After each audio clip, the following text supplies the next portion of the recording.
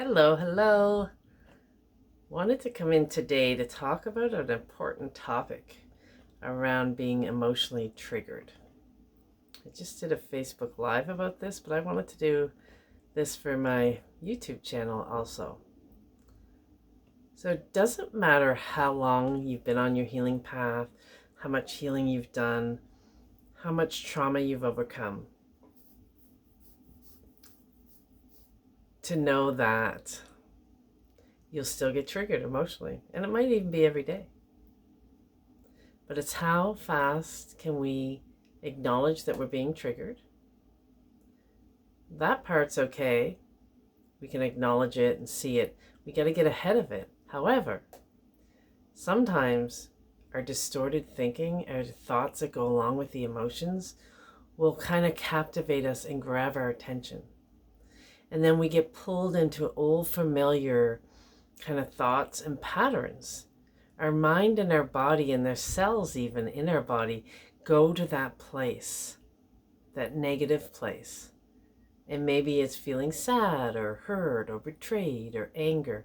Maybe it's one of those or all of those things. And what happens next is the ego mind will look for evidence, will look for other times where that has happened, or that person or that situation has happened, to prove that we're right, to prove that we should be defensive, we should be disconnected or detached, we should be kind of stepping back from this situation, because the mind will go in and take over and tell you all the reasons why you need to protect yourself, even if you don't, even if the scenario is not warranted, to amp up all of these thoughts that somebody doesn't care about you, or this isn't what you wanted, or it should be this way, it should be that way.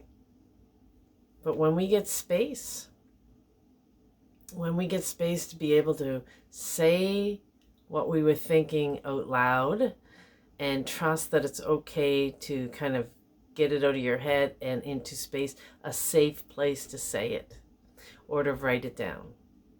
Or we have a day to look at it and then see that, oh, wait a second. That's actually not what was happening. But it seems so real in your mind.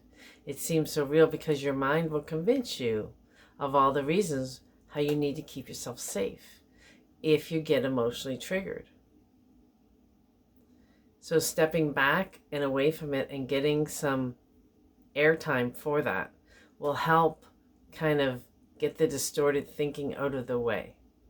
And I'm not talking about distorted thinking like this paranoia thinking necessarily. Just thinking that this happened and then that happened, so it means X plus Y means Z, when that might not be the intention of the other person at all. But you jump from A, B, C. That person did this and did that. That must mean they don't care about me. That must mean they don't love me. That must mean they don't want to spend time with me. And it matters to me and not them, when that might not be the case whatsoever. But because the mind is looking for evidence to protect you, it might tell you these things. So really important that when you realize maybe it was your thinking and not anything the other person necessarily did. Maybe they did, but not even on purpose, or not to harm you. So when we kind of step forward and see that maybe it was us and take accountability for that, then we're left with feeling bad about ourselves. Feeling like, I can't believe that happened, or I can't believe I started thinking that way.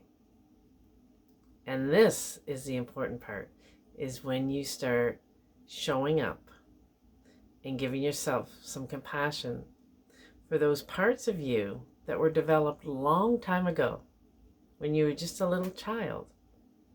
You developed those patterns of thinking because that was the only way you knew how to cope. And it seemed to protect you from feeling hurt. So we kind of fine-tune that over the years to think that it's normal, to think that those thoughts are normal thoughts, and that that's what we need to do when we feel threatened, or we feel hurt, or we feel like we don't matter, whatever it is for you. But we have to, instead of beating ourselves up for reacting however we reacted, once we take accountability, then we need to show ourselves some compassion for the part of you that developed that a long time ago. That part of you obviously is still in there needing some nourishment, needing to know that it's okay to make a mistake and to come back and course correct, and to realize that it was done out of fear or hurt or something that was triggered within our nervous system, because that's where trauma lives, in our nervous system.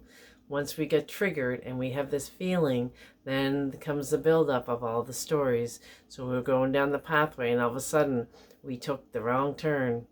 We allowed our mind to go the wrong way, and it's okay that you allowed that to happen, because now you see it. And now you know that you can't always believe what your mind is telling you.